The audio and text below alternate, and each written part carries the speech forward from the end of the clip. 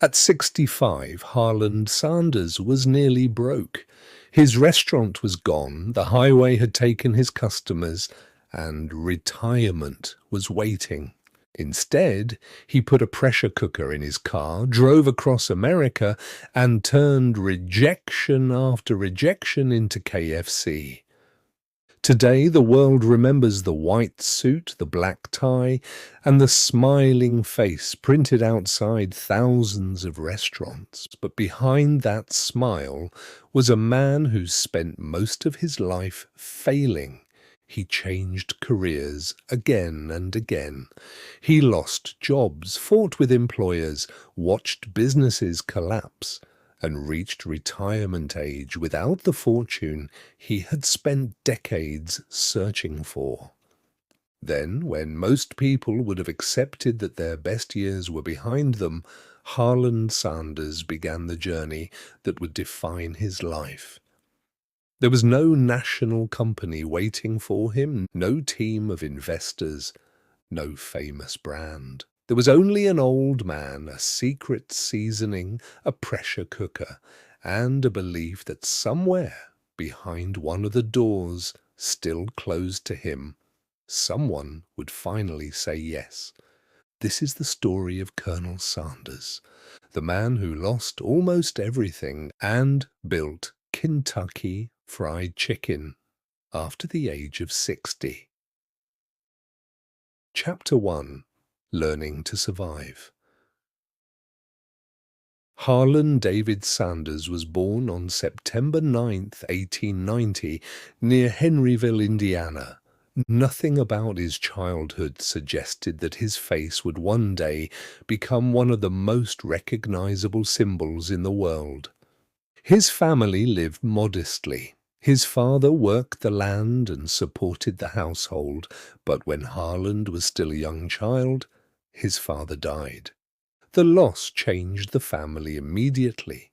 His mother had to leave home to earn money. She worked long hours, including at a tomato canning factory, while Harland was given responsibilities far beyond his age. He had younger siblings to watch. The house had to be maintained, and meals had to be prepared. So Harland learned to cook. He did not enter the kitchen because he dreamed of becoming a famous chef. He entered because hungry children needed to eat. He learned how to prepare bread, vegetables, meat, and the simple meals of a working family. Cooking entered his life as a responsibility. To Sanders, food was never only about pleasure. A meal was a promise. It had to be satisfying, properly prepared, and worthy of the person depending on it. His childhood did not become easier. His mother eventually remarried, and Harland had a difficult relationship with his stepfather. While still young, he left home and began supporting himself. He did not receive an elite education. There was no family fortune waiting for him. No mentor was planning his career.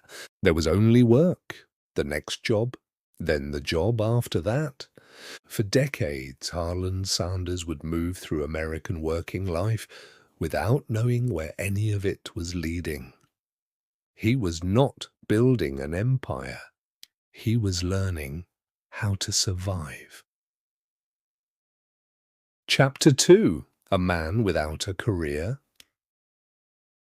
Before fried chicken made him famous, Sanders lived enough professional lives for several men. He worked on farms. He operated a streetcar. He served briefly in the United States Army in Cuba. He became a railroad fireman, shoveling coal and helping keep steam engines moving across the country.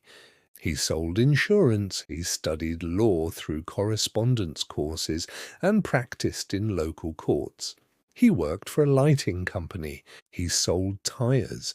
He became involved in a ferry boat business across the Ohio River. He worked for a chamber of commerce, And eventually he operated service stations. Some of these ventures showed promise, others ended badly. Certain jobs disappeared because technology changed. Some employers dismissed him. In other cases, his own personality worked against him. Sanders could be impatient, he could be stubborn. He argued with people. He sometimes allowed his temper to damage opportunities that might otherwise have survived. His life was not a perfect journey from hardship to success. For decades, there was no Kentucky Fried Chicken. There was only Harland Sanders moving from one occupation to another, trying to find a place where his abilities might finally fit. To an outside observer, his history could have looked like instability. Why could this man not settle into one respectable career?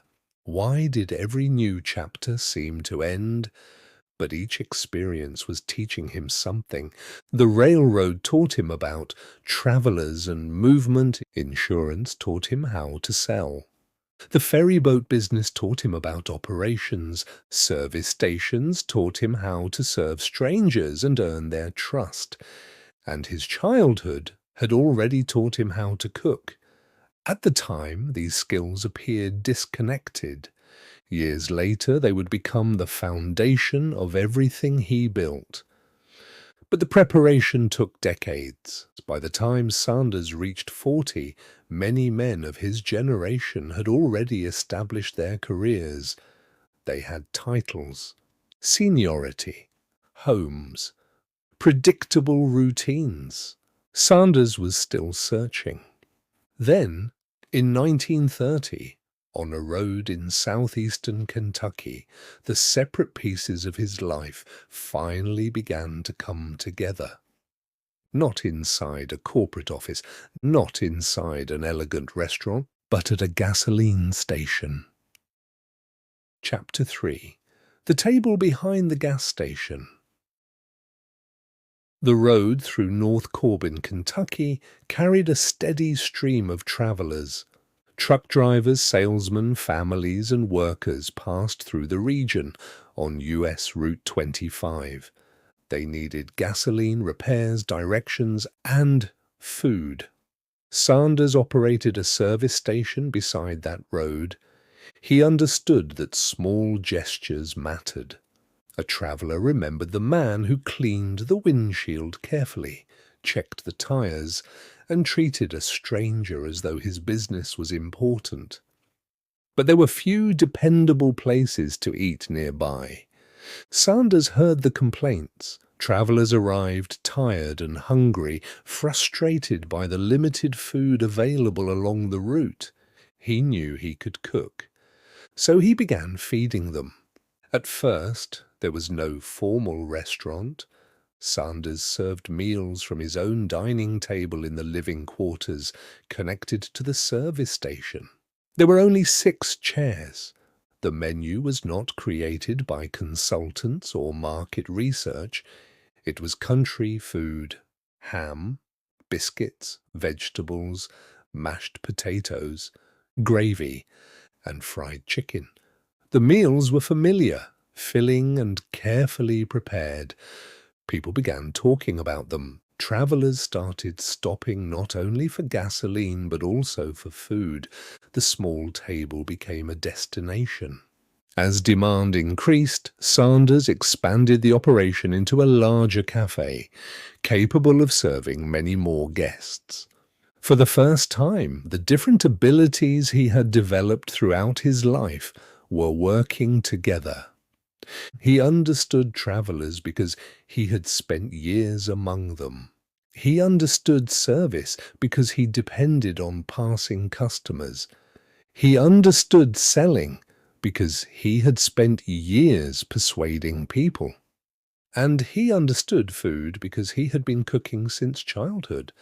His restaurant gained a strong reputation. Sanders also received the honorary title of Kentucky Colonel. a distinction granted by the state in recognition of his public service and growing prominence. It was not a military rank, but the title suited him. Over time, Harland Sanders and Colonel Sanders would become almost two different people.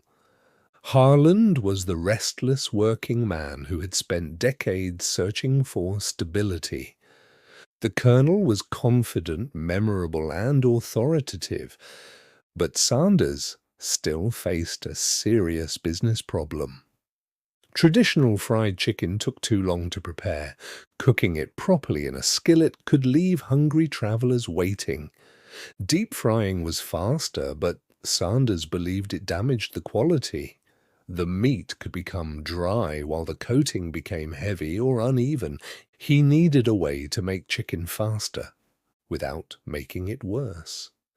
That problem led to the innovation at the center of his future empire. Chapter 4: The Pressure Cooker. During the late 1930s, pressure cookers were becoming more common in American kitchens. Most people saw them as convenient household equipment. Sanders saw a business opportunity. He began experimenting with frying chicken under pressure.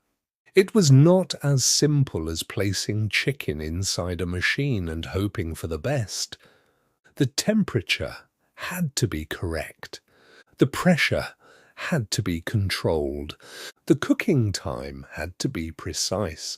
The oil, breading, preparation, and seasoning all had to work together. Too much time could ruin the texture. Too little could leave the meat undercooked. The coating had to remain crisp. The meat had to remain moist. Sanders tested and adjusted the method until he could prepare chicken far more quickly than with traditional skillet frying, while preserving the flavor and texture he wanted. He also refined his seasoning mixture.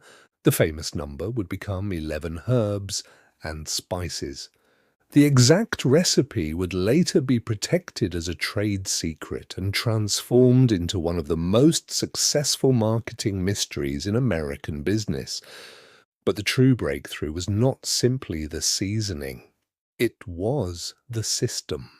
Sanders had combined flavor with speed.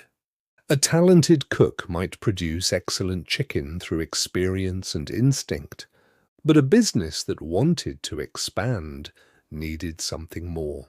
It needed a repeatable method. Other cooks had to be able to follow the same process and produce a similar result.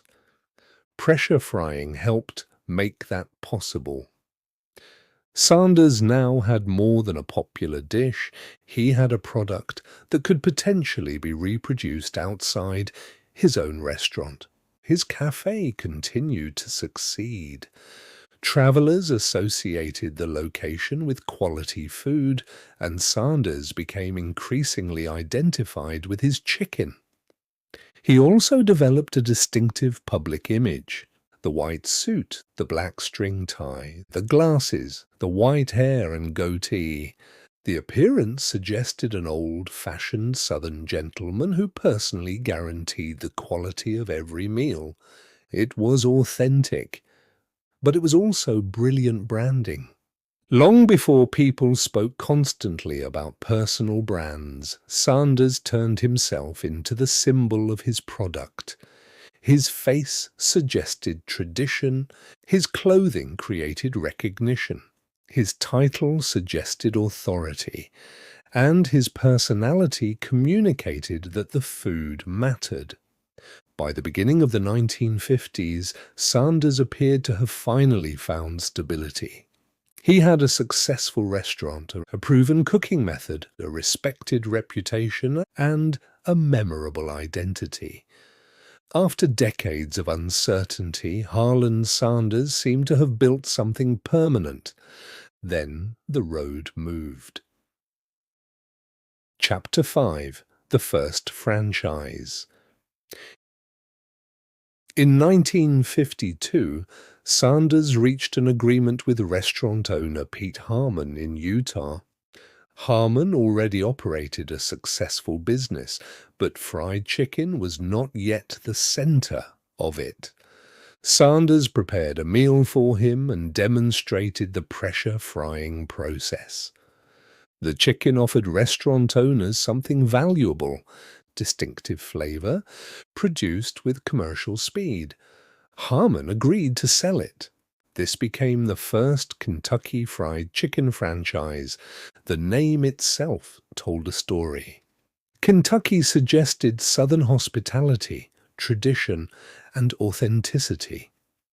Fried chicken told customers exactly what they were being offered. The arrangement was simple. Sanders provided the seasoning and cooking method. The restaurant prepared and sold the chicken. Sanders received a small royalty for each chicken sold, eventually amounting to about 5 cents per bird. 5 cents did not sound like much, but Sanders was beginning to understand the power of multiplication. One restaurant could sell hundreds of chickens. Dozens of restaurants could sell thousands. Hundreds of restaurants could transform a few cents per sale into a national business. The franchise model also allowed Sanders to expand without purchasing every building or operating every kitchen himself. Independent restaurant owners could use his method and name. They gained a product that might attract customers. Sanders gained distribution and royalty income.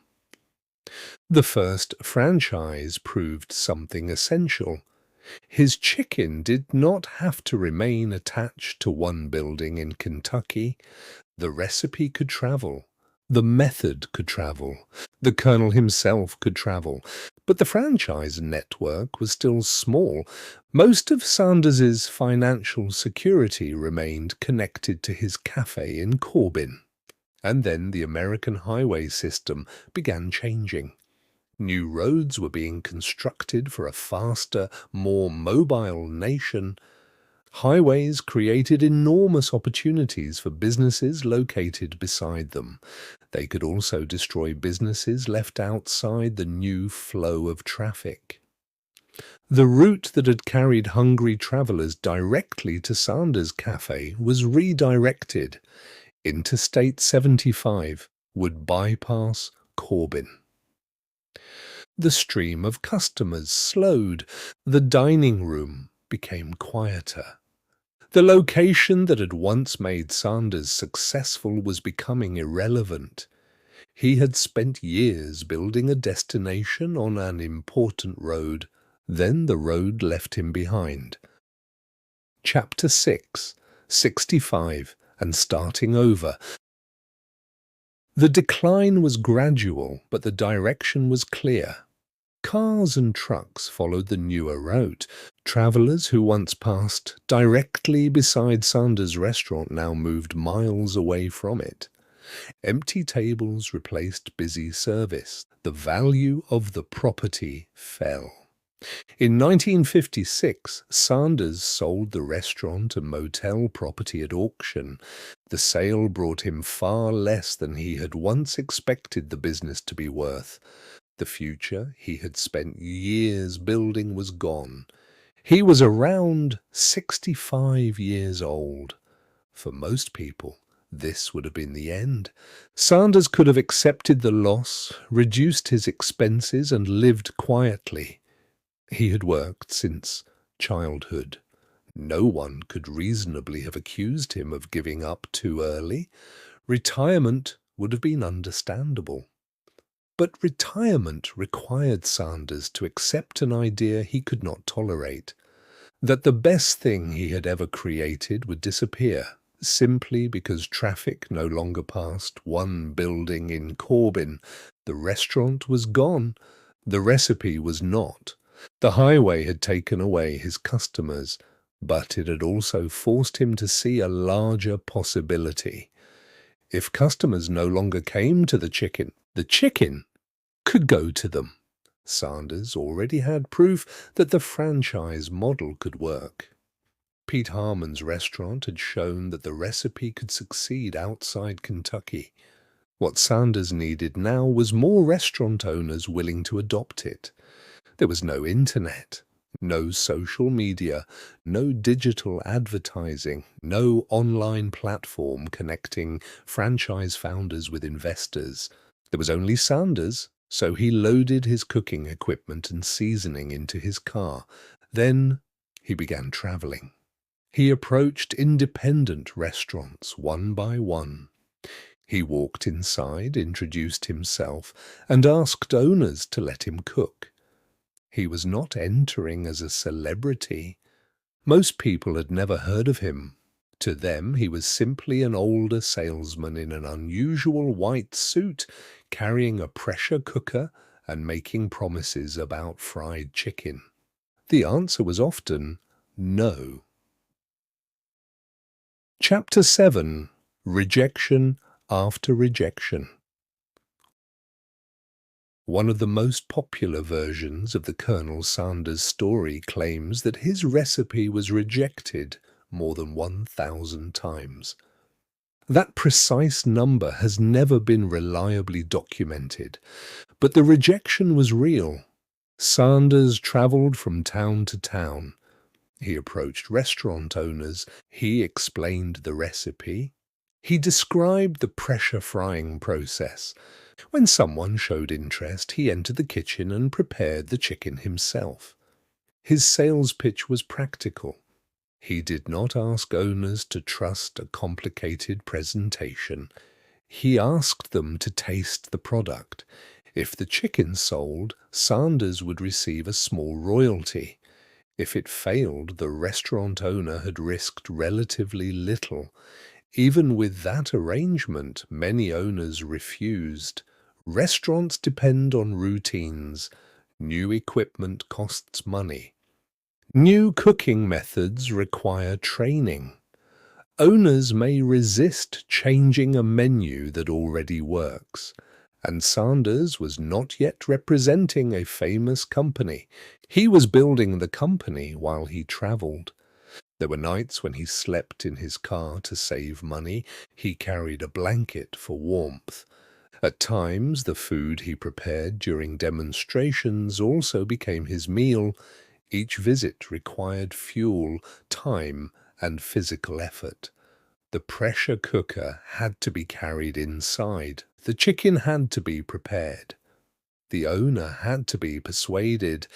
And after all of it, the answer could still be no. Rejection at 25 can feel temporary. There appears to be endless time to recover. Rejection after 65 feels different. Every failed meeting can seem like proof that the world has moved on. Sanders's appearance made him memorable, but it did not guarantee respect. Some people probably saw him as old-fashioned. Others may have considered him eccentric. Many simply did not believe the opportunity was worth their time. But Sanders understood something that many younger entrepreneurs never learn. A rejection is not a final verdict. It is the answer of one person, in one place, at one moment. So he went to the next restaurant. Some accounts remember dozens of refusals. Later, motivational stories transformed the number into hundreds or even more than 1,000. The exact count is less important than the pattern. No was common, but Sanders did not need everyone to say yes. He needed one owner, then another, and another. Every restaurant that accepted the recipe became evidence for the next restaurant owner. Every successful location made the brand more credible. Every royalty payment helped finance another journey. The business expanded one kitchen at a time. Sanders focused heavily on independent restaurant operators. These were not enormous corporations. They were people running local businesses, trying to survive, attract customers, and improve their own futures. Sanders understood them because he had been one of them. He was not offering only a famous name. The name was not famous yet. He was offering a product that might help their restaurant become more successful. The restaurant owner could win, Sanders could win, and the customer could receive a meal with a familiar taste from one location to the next. The empire was not created in one dramatic moment. It was built through demonstrations, handshakes, personal trust, and the slow accumulation of small victories. There was no single day when rejection suddenly stopped. There was only a gradual change. More restaurant owners began saying yes. Their customers began returning. The royalty checks began growing, and the old man in the white suit became increasingly difficult to dismiss. Chapter 8: Building an Empire 5 cents at a Time. The early expansion of Kentucky Fried Chicken was built on nickels. Sanders earned approximately 5 cents for each chicken sold through his agreements. A nickel seemed insignificant, but the system was scalable. One restaurant could sell many chickens, many restaurants could sell thousands. Hundreds of restaurants could create a fortune. Sanders also demanded consistency. The seasoning mattered. The pressure mattered. The cooking time mattered. The way the chicken was prepared and handled mattered. He was not willing to attach his face to a weak product. His reputation was connected to every meal served under his name. That commitment strengthened the brand. It also revealed the more difficult side of his personality. Sanders could be demanding and confrontational. When he believed a restaurant was lowering its standards, he could become furious. To him, bad chicken was not a minor operational mistake. It was a personal insult. His intensity helped protect the brand, but it could also make him extremely difficult to work with. As the franchise network expanded, Sanders traveled constantly. He trained operators, inspected restaurants, prepared chicken, appeared at openings, met customers, and promoted the company. His face became the logo, his clothing became a uniform, his life became the origin story. Customers were not simply buying fried chicken from a distant corporation. They were buying the Colonel's recipe. By the late 1950s, growth was accelerating. Within several years, the chain expanded from a small number of restaurants to hundreds of locations. By 1964, more than 600 franchised outlets were selling Kentucky Fried Chicken in the United States and Canada. Sanders had achieved this during the period when society expected him to become less active. The man who had lost his restaurant around the age of 65 was now leading a rapidly growing company. Everything he had learned was finally working together. The service station operator understood travelers. The insurance salesman understood persuasion. The cook understood flavor. The businessman understood operations. And the man who had survived repeated setbacks understood that one closed door did not mean every door would remain closed. But the company was becoming too large for one person to manage through personal visits and handshake agreements. Sanders had proven that the idea worked. Now, professional investors believed they could make it much larger. Chapter 9: Selling Kentucky Fried Chicken. By the early 1960s, managing the franchise network had become exhausting. Sanders was in his 70s. The company needed administration, legal systems, training programs, supply coordination, quality control, and organized national expansion. The business had outgrown the structure that created it. In 1964, Sanders sold his interest in Kentucky Fried Chicken to an investment group led by John Y. Brown Jr. and Jack Massey. The price was $2 million. For a man who had recently watched his roadside restaurant collapse, the amount represented extraordinary success. He also remained connected to the company as a public ambassador. The new owners understood that the most valuable part of the brand was not only the recipe, it was the kernel. Sanders represented the company's history and credibility. Removing him would have been like removing the signature from a promise. So he continued traveling,